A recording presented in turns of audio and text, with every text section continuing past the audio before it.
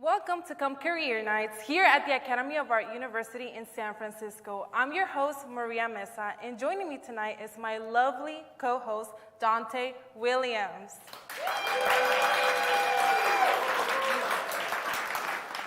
So tonight is a great night for us because we have industry employers here and we have the opportunity to meet them. So, yeah. Yes, we have a panel of 5 phenomenal guest speakers who will talk to you about how and where to look for jobs and internships. The first on our panel is an AAU alum who has moved on to be supervisor at FN Tech, Matt Seska. Next up, we have Zach Todero, who is the production manager at Pac-12 Networks. Let's give it up for him. Next up, we have Steve Schlisky. Steve is the NorCal president for the National Academy of Television Arts and Sciences. Let's give it up for Steve.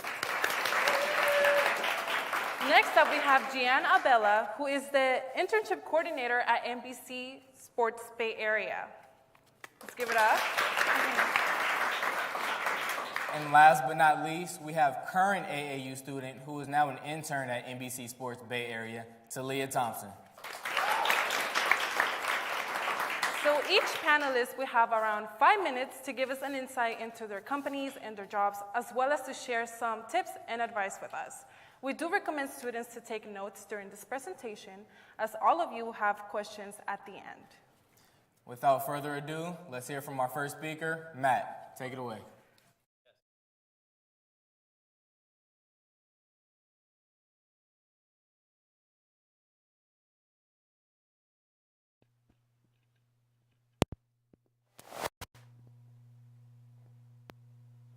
My teachers here at Academy of Art University. From there, I ended up moving on to FN Tech, which is where I work now. We're a production company based out of the Los Angeles area, as well as the San Francisco Bay Area. We do a lot more event-based, so less like produce shows, but more events if you ever go to an event. What I would say is some of the most valuable stuff that I learned here at Academy of Art was just being in a live production environment and being hands-on with the gear. That was really helpful for me in my career as far as learning like the processes of things, and then it really transferred into the work environment because I had a leg up on those who didn't have were more classroom based as far as those who were actually able to work in the field. So that was really helpful going into my career. Thank you, Matt. I have a question for you. So what are some common mistakes candidates make when applying for the job? I would say common mistakes that I see are embellishing on like your skill sets and then not being real about what you do, and also going for the career that you want to be. So something that is always, we'll always ask are like, what are your goals? And if your goals are kind of broad, that's going to be a flag to us that you don't really know what you want to do. And so we're looking for someone who's more focused and centered. Thank you. Now we have Zach Dodaro. So my question for you is, what advice do you give students applying for the job, and what jobs are currently available? If I had to give one piece of advice, it would be just kind of do your homework before you apply for the job. Know what you're applying for, know what the team does, really make sure that it's something that you're excited about. And for us at Pac-12 Networks, we hire 1 to 4 students per production that we do. We do 850 productions across our 12 campuses.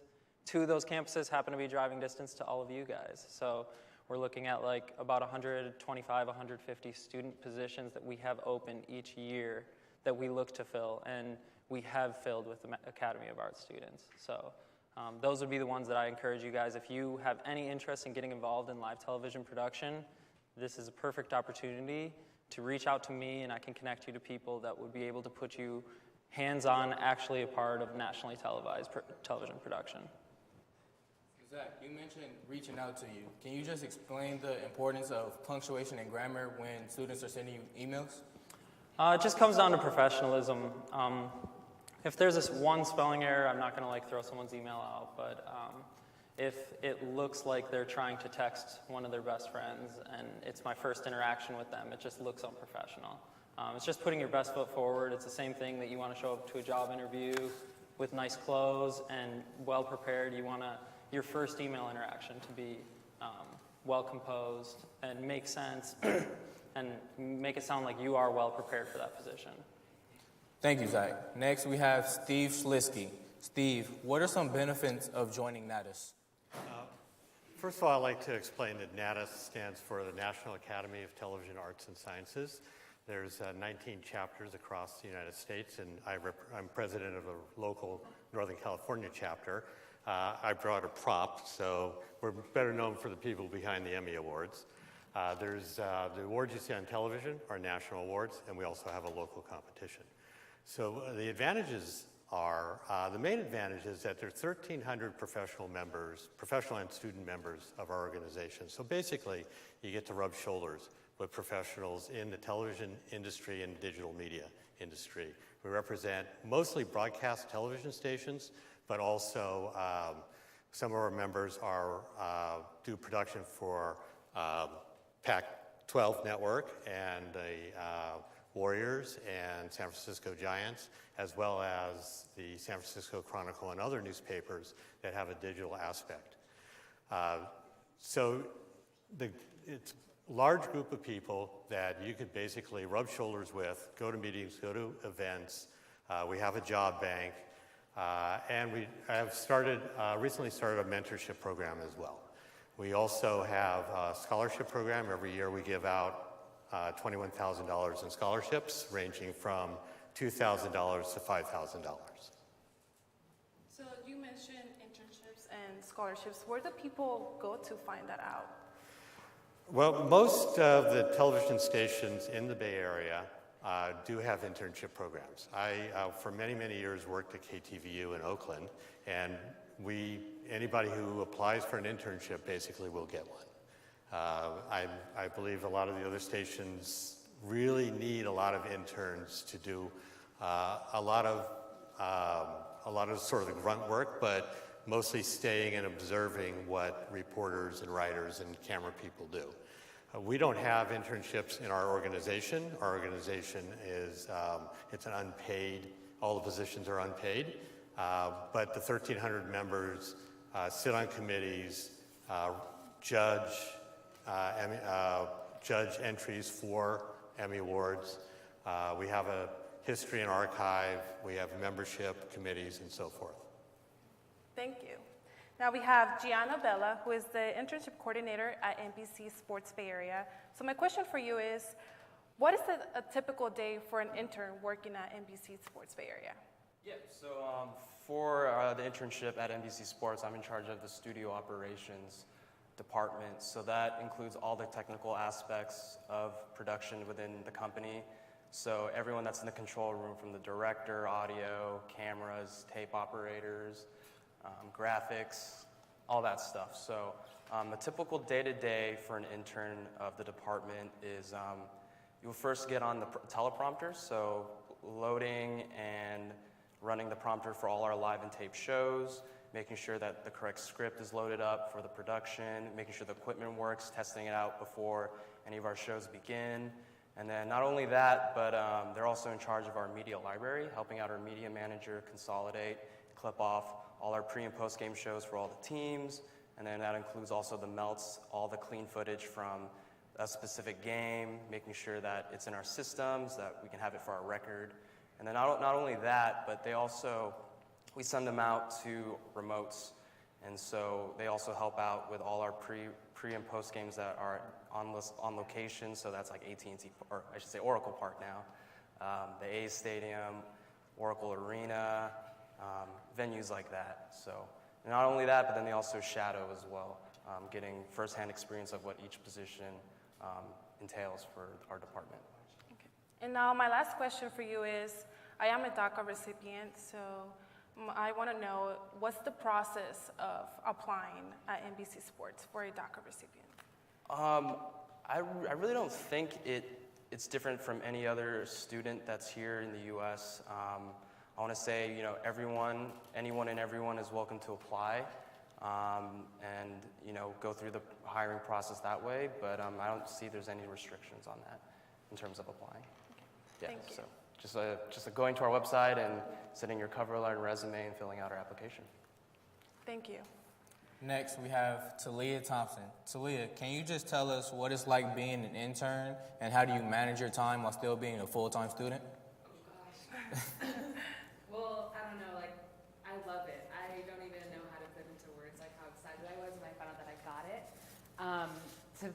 For the time management, I'm just sorry, what was your name? The one. Yeah. Yeah, I'm an artist athlete, so that on top of NBC is a lot.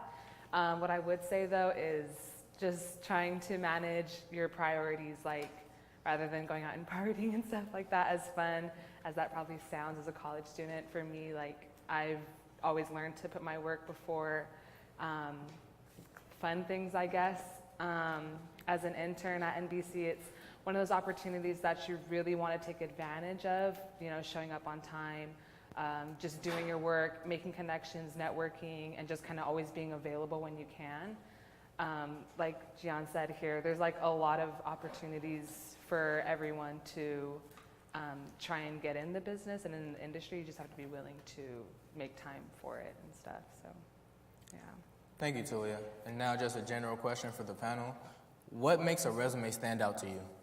Matt, we can start with you.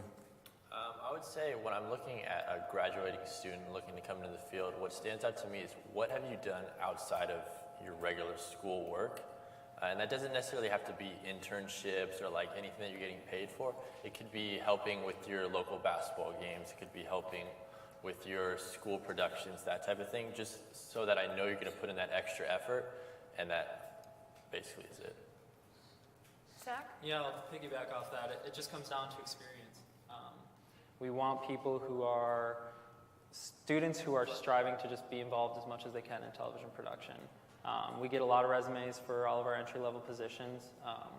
And if you want to be in TV production, we want people who have had that hands-on experience. And when you contact a crewer, that'll be the first question that they ask you. Are you comfortable operating this type of camera? Do you know how to do graphics? Do you know how to do this?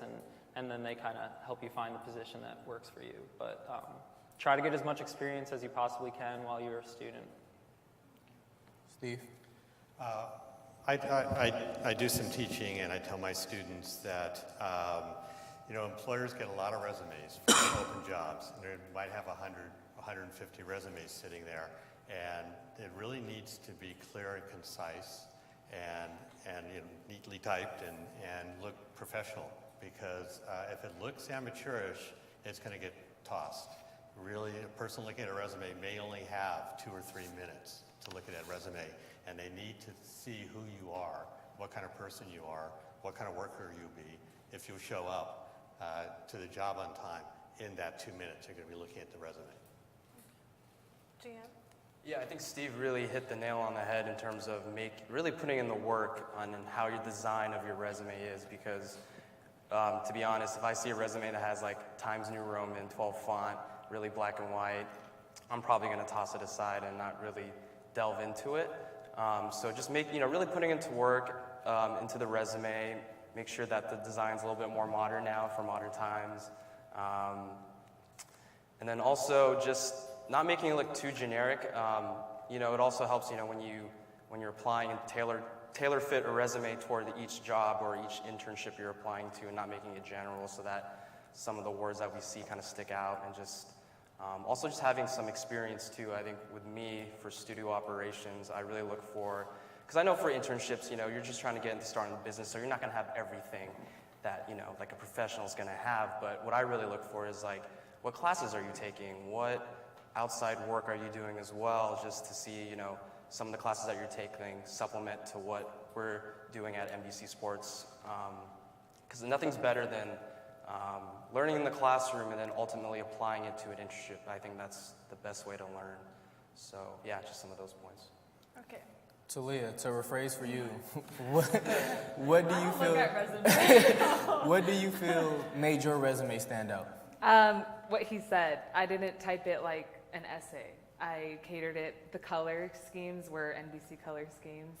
I had my friend that's a graphic designer help me design it, because if someone is better at a program than I am, obviously I want to, network their skills, combine it with my skills, and she helped me. Doing the clear, concise, and conversational was key, I'm pretty sure. And then combining what everyone said is you want to brand yourself so they know that who you are and what you can do for them in one page or less, because they don't have a lot of time. So you just want to stand out. And what I did too was I had Michelle and Jan and all of our instructors here go over my resume and cover letter over and over and again with me. So they helped me out a lot in terms of making it perfect for the hirees. Thank you, Talia. Now I have a question for you guys.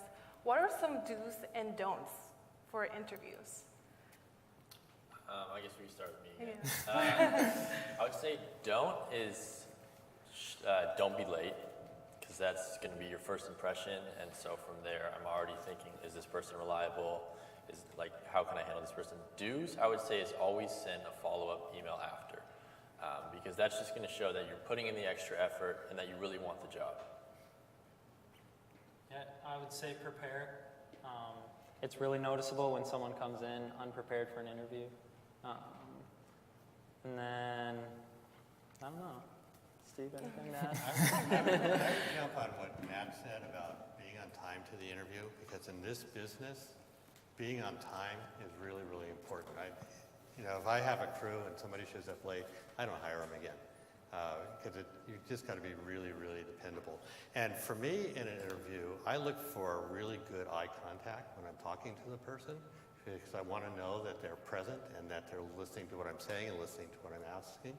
So many people do not have really good eye contact with me while I'm doing the interview, or they're wondering, and that's a really difficult thing, especially if you haven't done interviews before, to keep present and keep eye contact.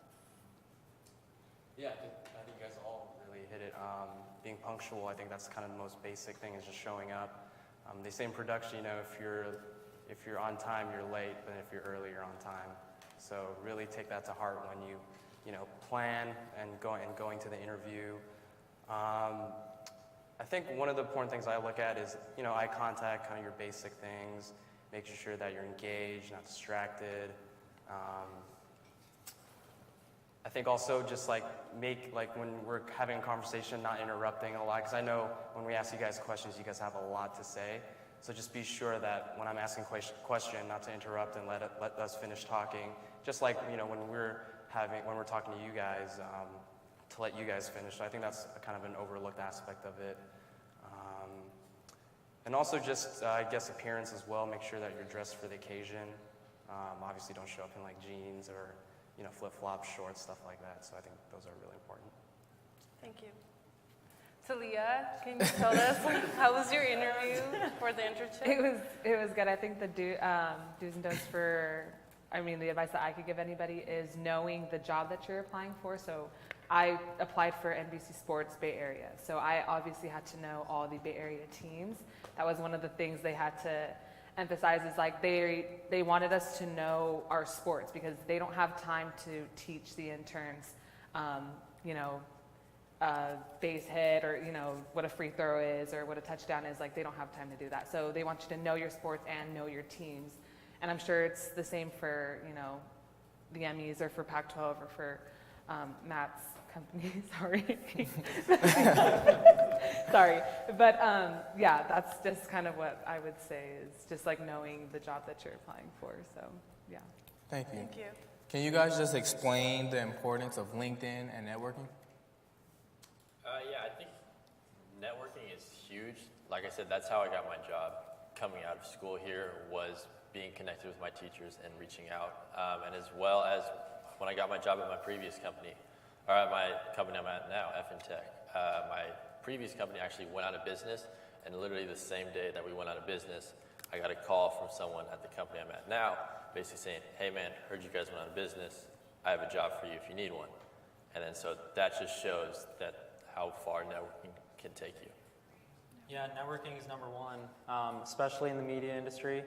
It's important to keep your LinkedIn updated, make sure you connect with people you work with, and be active on LinkedIn. Make sure that you're seeking people out that are in similar roles that you want to be in, and just ask them out to coffee and just figure out ways to just really learn as much as you can about that position that you're really dreaming about. For me personally, networking has been everything in my career. I was able to get my first internship because of networking. I was able to get my first job because of networking. Someone asked me to move from Chicago to California to take this position over here just because of networking. It is extremely, extremely important. I can't stress it enough. Of course, we're a network at Natus. 1,300 members, and once a year we have our Emmy Awards, our Gala Emmy Awards, and there's 1,000 of us in one place at one time. Any of our events, our professional broadcasters go to those events, and so we really are all about networking, and we exist for networking. And I'll just make a pitch. We do have our local Emmy Awards coming up on June the 8th. We're looking for student volunteers to help out in that event, so you can contact Natus for that. And then we also have other events that students can participate in as well. Thank you.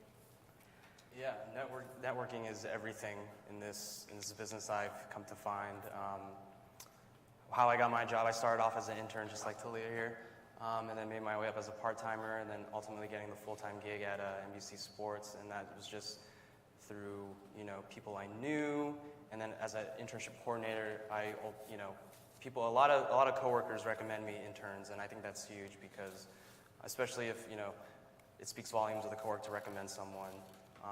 And I think it all starts with networking. I think it all starts right here in the classroom where you guys are at. If you guys look around this room, some of these people that you see might be working at companies that you might be interested in, or you might know them because you guys went to school together. So I think it's huge that you guys stay connected with each other as students, because you never know what life leads you and what roads you go down, because you guys might run into each other again. So I think it just starts with that. And as with LinkedIn, I think now, especially this time, I think LinkedIn's becoming a huger component with trying to achieve jobs. And I know a lot of companies, including myself, we looked at LinkedIn a lot just to see what your base is, what you're all about in terms of experience, school, kind of outside stuff like that. So yeah, keep it updated, keep it neat, make sure that you're conveying everything that you need to convey in that. And yeah. Talia, advice? Everyone says all the good stuff, but I don't really. Yeah. No, it's the same thing for NBC, same thing. My supervisor looked at my LinkedIn profile, so it was important that I kept that updated. I applied through LinkedIn, and LinkedIn was really helpful because it sent out a lot of job descriptions and stuff, and a lot of like deadlines and time frames of when resumes and cover letters and stuff like that were due. As far as networking, like Gian said, look around the room and, you know, make friends, make connections, because a lot of the people in this room started off as students and now they're at where they're at right now because of networking and stuff, so it's really important. Yeah, thank you. So now we're gonna move to our audience to see if they have any questions. So if any of you have any questions, please make sure to step into the mic, go into the mic, and ask your questions for the panelists. Anyone? Don't be afraid. I know you guys have any questions. Hello, hello. I'll start while they're coming up. I wanted to ask Steve, what's the process for a student to join Natus? Do they fill out a form online, and is there a fee? There is a fee, so a student fee is far less expensive than a professional fee. I believe it's $15 for a student and $70 for a professional, and it's just filling out an application.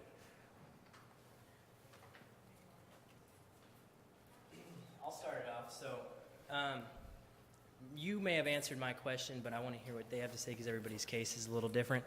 But for the four of you, how long was it when you were applying for an internship or that job right out of college? How long was it until you maybe landed that first interview or maybe landed that first gig with an internship and whatnot?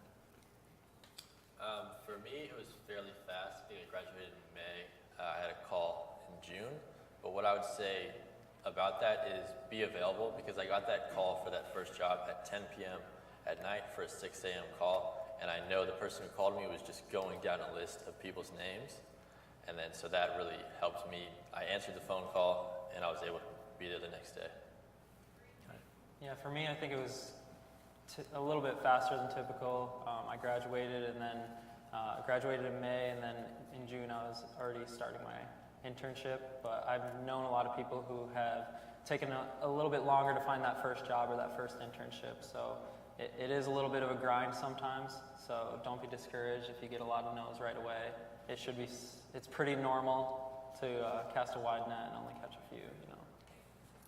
I applied for internships in the late 70s, and times were really different then, and I was blocked by the unions, because in those days, the unions thought it would be taking away jobs from union members, and so it was really, really hard to get internships. So I never served an internship. However, many interns that have served with me at KTVU have immediately either a position open at KTVU and they could roll right into that, or they would find work very quickly afterwards. Yes, so for my case, I had NBC Sports internship spring semester, so I was a junior at the time, and then going to my senior year. So after I finished my spring internship, I waited about a year till I got kind of the call of getting a part-time position at NBC Sports. But during that time, I was in contact with one of my mentors at NBC Sports. Just kind of always chiming in, you know, just texting him maybe once a month, just asking, hey, is there any available positions? Is there any available positions? And, you know, had to wait for a year, but then luckily that finally came around, and I got the call and had an interview and got the job, and from there, really worked hard, and, you know, the amount of hours and networking and making connections that I was able to get a full-time job from that. So it just easily progressed from being an internship, part-timer to full-time. Awesome. Thanks for being here. Appreciate it. Yeah, thank you. Anyone else have any more questions? Hello. My question is that I sent out a lot of resumes because I want to do video production, and the question is, what would be a good time to try to reach out to people who are hiring for that position rather than waiting for them to reach out to you? I would say anytime's a good time to reach out. If you're sending a resume and you have a specific contact or you can see a point of reference at that company, you can send that resume and then you can shoot an email basically introducing yourself, saying that you applied and maybe like a short paragraph of like your skill set and your background. They may not respond to it, they may respond to it, but it doesn't hurt to try. Yeah, I kind of echo the same thing. It's some recruiters love it when people reach out to them. Some of them just don't really reply to those types of messages. So it never hurts your chances to follow up on that resume. I find at the TV station I was at, we basically took nearly every intern that applied. And then there are other times, you always have to remember that an intern has to be taken under the wing of somebody who is getting paid to do a lot of work. And they don't always have a lot of time to spend with interns. So I know that we've had times where we haven't had a lot of interns because we've been so busy and so short-handed that there just isn't room to train an intern. But there have been phases we've gone through where we've basically hired everybody in the room. So this is for when you initially applied already, or are you still looking for internships?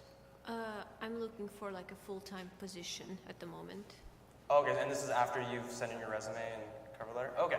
So if you haven't heard a response and you don't have the contact of the person that's in charge of hiring, I think it goes back to looking on LinkedIn. I think that's kind of the beauty of it, using it to your advantage, and just type in the company that you're applying to, and maybe do some web browsing and see who what their title is, and maybe they can get you in or maybe get you a contact. And it doesn't hurt to message too. More often than not, I think people are out there, I know especially me, are trying to help people out, so they'll try to get back to you as soon as you can. But yeah, use LinkedIn to your advantage. That's why it's there. All that information is available to you, so maybe take that route if you haven't heard anything there. Thank you. While everyone is still thinking, I have another question. Can you guys just go over the importance of understanding and managing social media? I can't really speak too much on this. I don't have a ton of social media. What I will say about that, though, is that as far as your social media profiles, that's you. So if I'm an employer and I'm searching you on the internet and I come up with your social media and it seems unprofessional or it's just a mess, that's going to be a reflection of you. So I'd say always consider your social media to be your personality. Yeah, it's your tool to brand yourself. People are going to Google you when you apply for jobs and when they see your resume. They're usually looking for a LinkedIn page, but if your Instagram pops up first and it's a public Instagram, they're going to click on that link and just, take a peek, see who you are. So I would say just remain professional, keep it family friendly, keep it PG. I think it's got to be sort of striking, like you're making my background is television, and when you're making a television show, you're always going to start with a compelling image to get people interested in your program, and then as the plot goes forward, you're always trying to keep it interesting. So you really want, on first look, whatever it is you're trying to communicate, have that interest, and then if it's interesting to the person seeing it, then they'll go on to the next thing you can click on. Yeah, just to echo what everyone else said, just keep it professional, make sure your profile picture is not something that you wouldn't show to your parents or to any employers. Keep it clean. And just always think that someone's looking at either your Facebook, your Snapchat, your Instagram, Twitter. Yeah, I would say the same. I mean, it's ultimately your brand. I know that for me personally, like if you were to go on my Instagram, you would immediately know that I'm trying to be a sports broadcast journalist just by the way I post. So I think it just goes in the same way as for everyone else. Like you want to build a brand that way. If someone goes to your page, they know exactly who you are and what you're about. So, yeah. Thank you. Anyone in the audience have questions? As it pertains to specific skills, since most people up here are working in broadcasting and television, are you looking for more writing, more camera, more editing? What is the specific things that you're looking for? Is it more just be a jack of all trades? For my, that's going to vary company by company and what they do. For my company, FinTech, we're looking for more like broadcast professionals, so that like camera work, TDs, audio techs, all that good stuff. We're not doing any writing or anything like that, so we're not really looking for writers. Yeah, same at Pac-12 Network. All of our student positions are hands-on with the live television production. So if you're a student, you're going to be brought on as either a runner, production assistant, utility, and then we have a new position that just kind of started up, which is a student camera operator. Sorry. So we have one of those on each of our Olympic sports events. So if you can and have operated camera, like that would be a position that you'd want to like try to get connected into. Our organization gives out awards for everything that you mentioned, for writing, for shooting, for on camera. So our organization has professionals across the board in everything that you mentioned. Yeah, for my department, studio operations at NBC Sports, it pertains to all the technical background of all the positions in the control room. So I really look for that, and I think it also helps just to learn everything you can and kind of be that jack of all trades, because you never know what availability might come up. And it's always good to be versatile and learn as much as you can, even if it means like even being in front of camera for people that are behind camera and vice versa. I don't think it hurts at all to be versatile, because I think in this business now, people aren't looking for someone that's just, for example, just doing audio and that's it. I think, and especially NBC Sports, we're looking for a lot of people that can do camera, that can do tape, that can do audio, that can edit, stuff like that. So I think it doesn't help, or it helps just to learn everything as much as you can. Yep, what they said. I'd like to add something. There's a lot of cross-discipline. If you're an editor, you're a better director. If you're a writer, you're a better shooter. In a way, all these disciplines interact, especially in broadcast. I think the best, like Wayne Friedman, who's a local reporter, he was a reporter-writer, and now he's shooting camera, and he's doing everything. The industry has changed where you do have to do more of the jobs.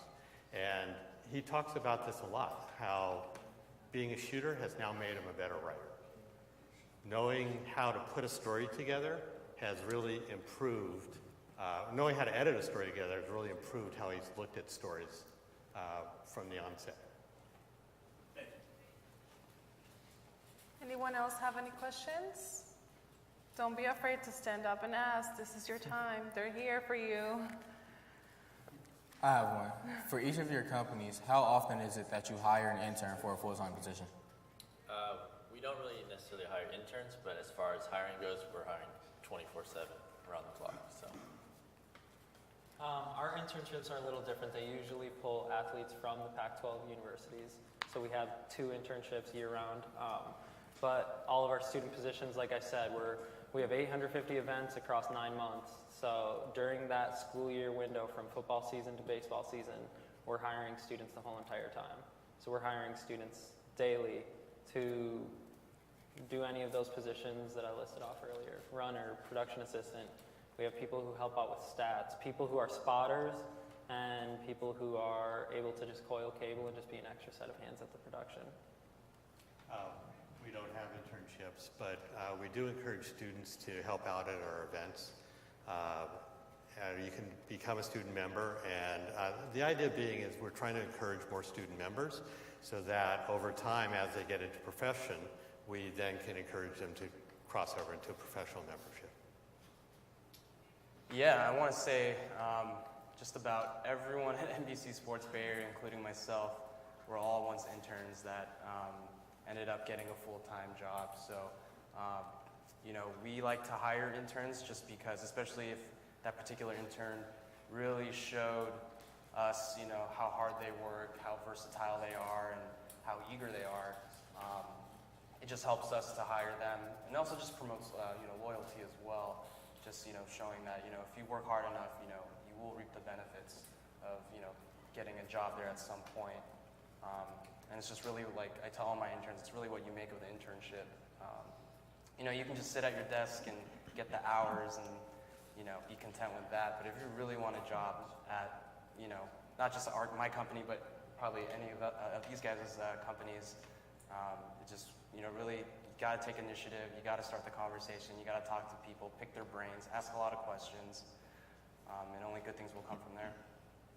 Yeah, and like I said, we don't hire interns, but that doesn't mean we're not hiring graduating students, and we've hired some already, and we're going to continue to do so. But what we're looking for out of those students is how have they gone above and beyond during their time at school.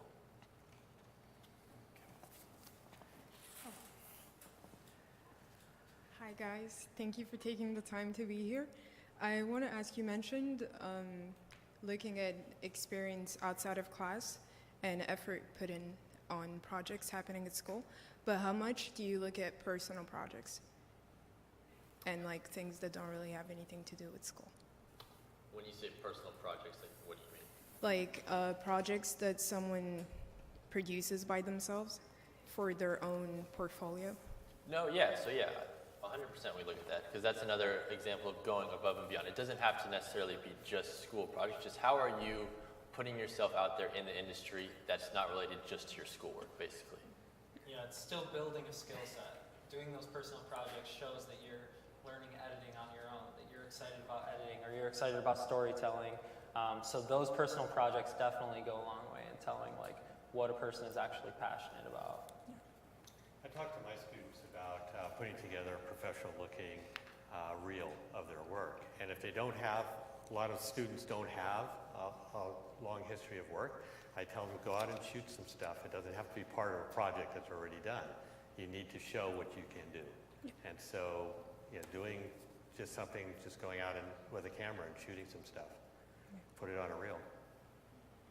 Yeah, it's all part of the process of when I look at resumes and applications, seeing, if you guys have like a Vimeo account, a YouTube account, seeing what, videos that you guys created that's outside of school maybe, and just making sure that, because it's like when you guys have videos on your account or on your page, that really shows that A, you're really passionate about, production and, creating content, and then B, I can tell that you're really experienced with all the production stuff because you created that video. You probably have to shoot it, you probably have to edit it, you probably had to do some more stuff in post-production, just also the pre-production aspects, learning to be organized, organizing the idea and making it into a video. So I think that helps a lot too.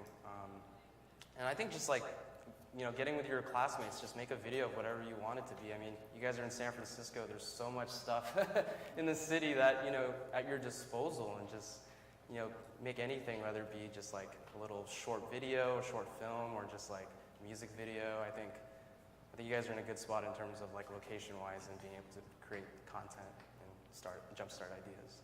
Yeah. To put it more in perspective to the teacher that had hired me for my first gig, after we finished our first gig, he pulled me aside. He said, why do you think I called you?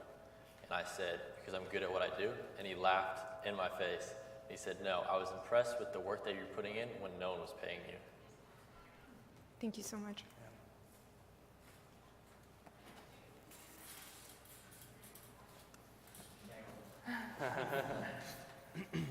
For Gian, right? Yeah. So I'm kind of going towards, we've talked a lot about more of the TV production and being behind camera, holding cables and helping and making the production run smoothly and whatnot.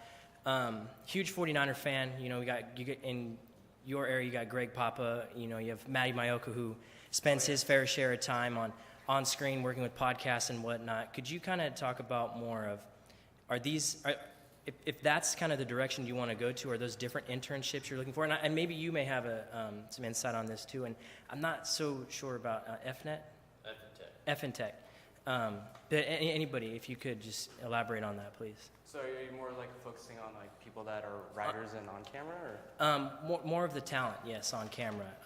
Maybe more like an analyst or maybe being on the radio and kind Oh, of maybe you're like a talking Can about VR like type. how they got to that point, or Yeah. or- Is that if that's the direction I was interested in going to? Are there different internships for that, or maybe being in Talia's position, could that be something in her spot I could work towards? Yeah, I know within NBC Sports, there's really no department or internship that focuses on, you know, Talia can probably tell you this, that focuses on on-camera work or on-camera talent. I have talked with Sonia. Yes, yes. So Sonia started off where I'm at, because I kind of want to go in the same direction that you're talking about. But you have to start off in the internship program. And then from there, you'll go to PA or AP route, right? Yep. And then from there, you can start branching off into kind of the routes that you want to go. Isaiah Quiros, one of the soccer players here, he's Gion's intern, and he kind of does that same thing where he's going to start in the internship program, but he's kind of start segueing to the San Jose Quakes, right? Earthquakes? Yeah. Yeah, so he's kind of picking up gigs, like what everyone's saying, like doing the extra work, going above and beyond, but kind of going in and like wanting to shadow the on-air talent and picking up on what they're trying to teach you. The networking part is important. There's not a specific like department that they have set up for like news, on-air talent, and stuff like that. Yeah, and even though we don't have a department dedicated to that, like, I think it only helps to be part of that internship, because that's kind of your foot in the door of really getting in there, because a lot of the talent that you see on our air, yeah, you got the Greg Papas and you got like the Kelly Johnsons and like the really big name people, but there's a lot of people, like, for example, if you guys are familiar with Warriors Outsiders, one of our talent, Grant Liffman, he hosts that show, and he started off as like a Warriors fan. Normal Warriors fans that just, you know, love talking basketball, love talking about the team. And he was really good friends with one of our writers. He's also on Warriors Outsiders as well, and they pitched an idea to our company, and our company loved it, and, you know, we really started expanding on that, and not just only in NBC Sports Bay Area, but that kind of started the other shows that happen within the regional networks within NBC. So like NBC Philly has like 76ers Outsiders, and NBC New England has like, you know, the Boston Celtics Outsiders. So it doesn't hurt to apply for these internships, because you never know who you're going to run to and get your foot in the door. Because I know, like for example, I know Isaiah has on-camera aspirations. So at some point, I want to do this, you know, for the internship for people that are interested in front of camera, like having, you know, on-camera experience. So like maybe hosting a show, or like maybe doing some couple news hits, so that, you know, it puts on their reel. Because you know, I know, you know, a lot of people have on-camera aspirations, but I think, you know, it only helps to know kind of the behind the camera, everything, yeah, so that you just become better equipped with the necessary skills to exceed. So, yeah. It's been my experience at KTVU that some of the reporters, I would say a majority of the reporters, are very generous when working with interns, when they express an interest of doing on air. I know a couple of them, at some point in the internship, they actually go out with a reporter. And there was one reporter I know that always makes his intern, if they're going to appear on camera or not, do the stand-up so that they can, you know, do a practice stand-up in the field so they can experience what that part of it is like. I've been really impressed with a lot of the reporters. They're always so pressed and so busy. They'll take 5 minutes here or there to talk and spend time with an intern. For our company, our talent department is kind of separate from all of our production operations where I work. But what I would say to someone who wants to get into that is get involved as much as you can. We have a couple positions where you would be working extremely close with announcers. So we have our talent person who is sitting there writing down, or our stats person who's sitting there writing down stats during a basketball game and sliding it over to the play-by-play announcer. There's someone who is assigned to hold up a light for the sideline reporter. So they're shadowing a sideline reporter for a whole entire day. So when you show up on site at a Pac-12 production, you go up to your unit manager and just say, hey, I'm a student. Once I finish up all my regular duties, is there any way that I could just help out the sideline reporter today, if that's what you wanted to do? I also tell people who want to be on air to get as much play-by-play experience as possible.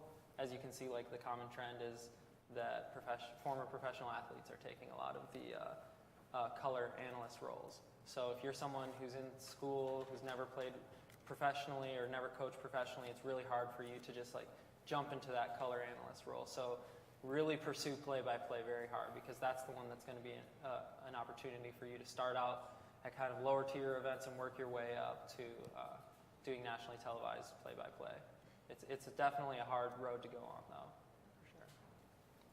Yeah, I think to answer your question, I would piggyback off something Steve said earlier about the more you know, the better you're going to be at what you do. And building your network and getting that foot in the door in the industry at an early stage is also very important. But at the same time, I would say believe in the path that you're going on. So don't take a job just because it's getting you in the industry if you don't see a path from that job to get where you want to go. Thank you, guys. Appreciate it. Hi guys. So I'm asking this on behalf of one of our students who's tuning in on Facebook Live. Our student Amy would like to ask, what's your advice for students getting a late start in their education or career? I would say the same thing that we've said to everything else. Apply yourself and just go above and beyond, because you're going to know, especially coming from an older perspective, you may have more of a work industry type of background, so you already have like a leg up on people and you know what employers are looking for, so just taking that effort and going above and beyond with it. I don't think the late start really has that much of an effect, except for the number that you write down on your application.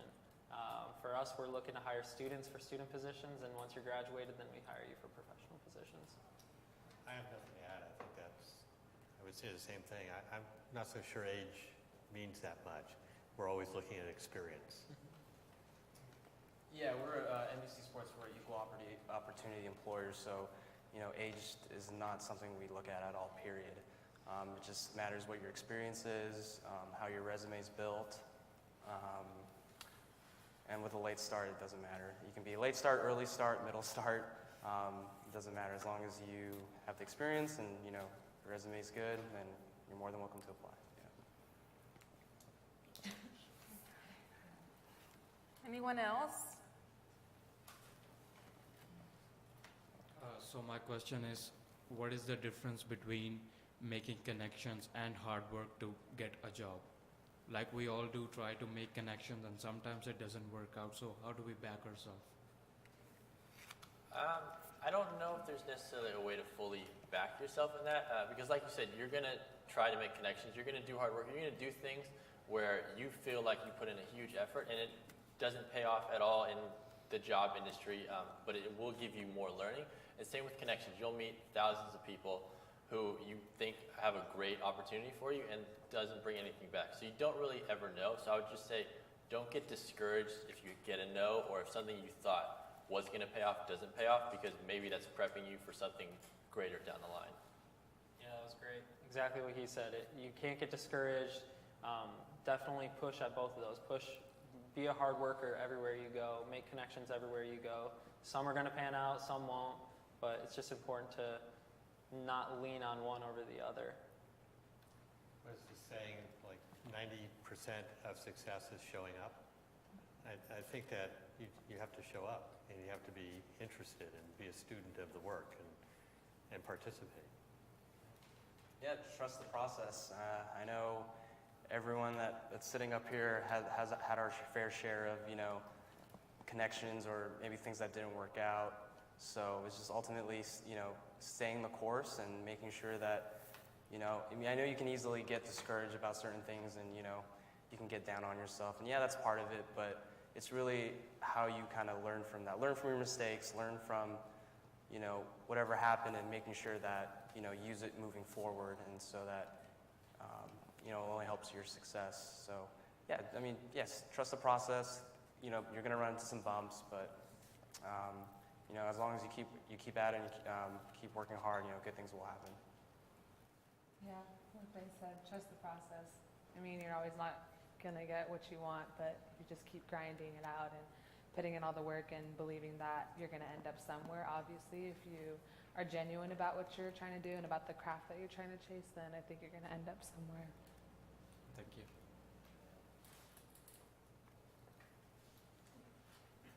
One more. You mentioned keeping the social media clean and the way that you want it to appear to employers, but I'm finding that a lot of our students in jobs and internships, whether it has to do with social media or not, they're being asked to do some aspect of social media, whether it be posting, coming up with creative content, understanding analytics to apply analytics to different platforms. How important is it for the people that you're hiring to have that understanding, because they might be pushed into that a little bit? Hey, do a little bit of updating for us. I'm wondering that. I think they could probably speak to that better than I can, just because we don't do a ton of social media at my company. Well, I know for me at NBC, we run a lot of, the Twitter and the Instagram accounts. So a lot of the times our editors and our video content creators will ask us for like captions, creative captions. So kind of being aware of like the meme world and kind of like what's funny, what's happening, and like not being afraid to throw out your ideas that you have, because I don't know if you guys follow NBC Authentic on Instagram and stuff like that, they'll edit like The Office, little clips from The Office, and they'll throw some of our Warriors players on it. But just like some of those ideas came from interns in my department, stuff like that. So just being aware of like the content that's out there and not being afraid to kind of throw your ideas out there and stuff. So yeah. Yeah, our department, we don't focus on any social media aspects of it. If anything, we, technically make it happen so that it gets on Facebook Live or on Twitter. But like Talia said, I think it's good to be knowledgeable and aware of the different, our 2019 culture of just like memes, emojis, because like on our accounts, we utilize that stuff and try to cater to the younger generation or the younger audience. So I think just being aware and knowledgeable of it. And I think it also helps just like having an account, like follow different people like on Twitter, on Instagram, so that, you're kind of seeing it and ingesting it a little bit more. Our organization is entirely a volunteer organization. Our social media, all people have full-time jobs and do social media for us on the side. So we're always looking for people. Since we don't hire, we don't have a professional person in that just eats, sleeps, and drinks our social media all the time. So we're sort of cobbled together, and we look for support from all of our members to add to social media. We're also looking for volunteers from wherever we can get them to help us with social media. It's something that I notice it's hard for us to have 100% handle on, since we don't have one true person focusing on it all the time. It's really hard for us to follow the trends, what's happening on social media, what's the best way in the current environment to approach social media. So we just sort of look at what everybody else is doing and try and keep up. Yeah, I think for us, we don't really have our entry-level people or the production operations people work on social media, but I think it's important to know where the industry is headed. For us as a TV industry, we know that everything is going social, streaming, and digital. So those are things that we need to know when we're planning out our broadcast, where we can save money and put more money towards our streaming the event rather than putting it on traditional linear television. So it's just important to know the trends, stay on top of the social media stuff, and just know how to be in that world if you're asked to jump into that world. Well, thank you, students, for all your great questions. For the panel, before we wrap it up, do you guys have any final words of advice? Like I've said probably 10 times now, go above and beyond and strive to be your best self. Yeah, same thing. I feel like I'm repeating myself a bunch. It's all about getting as much experience as you can while you're young, and networking as much as you can when you're young. I always tell people whenever I do some sort of school talk or some sort of classroom talk that I give my card to each and every one of you guys that wants it. And out of that, maybe 10% reach out to me. So, I mean, last time you guys kind of broke that record a little bit. I had a lot of people reaching out, but previously I used to go around to every single Pac-12 school and I would have 1 or 2 students that actually followed up. And those 1 or 2 students were definitely hired by us. So we're looking to hire students. We want students. We need students. So please reach out to me and talk to me afterward. I say be a student of the profession and participate in the profession. You really need to be on both sides. You need to see what everybody else is doing, and you need to evolve that in your own way. Yeah, I think internships, as for you guys as students, is huge. I can't stress that enough, especially if you're getting into your junior, senior year. Like, start applying to those internships, because I imagine as a goal as a student, you want to get that full-time job right after college. So, when you get an internship, it just opens up so many doors for you guys. And once you get that internship, that's half the battle. The other half is making sure that you really work your butt off in that internship and making sure that you're taking initiative on things, that you're a jump starter, and that you're building connections with people at that company, so that when it comes to looking for full-timers or part-timers in the industry, we're going to look towards you guys and see how you guys were as an intern, because we ultimately know how you work because you interned with us. So can't stress enough, internships, internships, internships. Zach's telling the truth, by the way. If you reach out to him, he'll definitely get you a gig, because I've worked a few and it's fun. But for me, I think the only advice I would say is to do everything parallel, rather than just being a student and then graduating and then trying to find a job. Be a student and try and find a job at the same time. It just makes it that much easier when you graduate. You already built the connections, you already have the resume, you already have the network, that by the time you're done, you have that piece of paper, you're ready to go, rather than stressing about it, get the piece of paper and then trying to get the job. Just do it parallel, do it at the same time if you can. So we would like to thank our panelists for being here today. Let's give them a round of applause. Thank you so much. You all were amazing. We also want to thank our audience in our studio. Thank you guys for being here. And also for those watching at home, thank you so much for tuning in. I'm Maria Mesa. And I'm Dante Williams. Have a good night.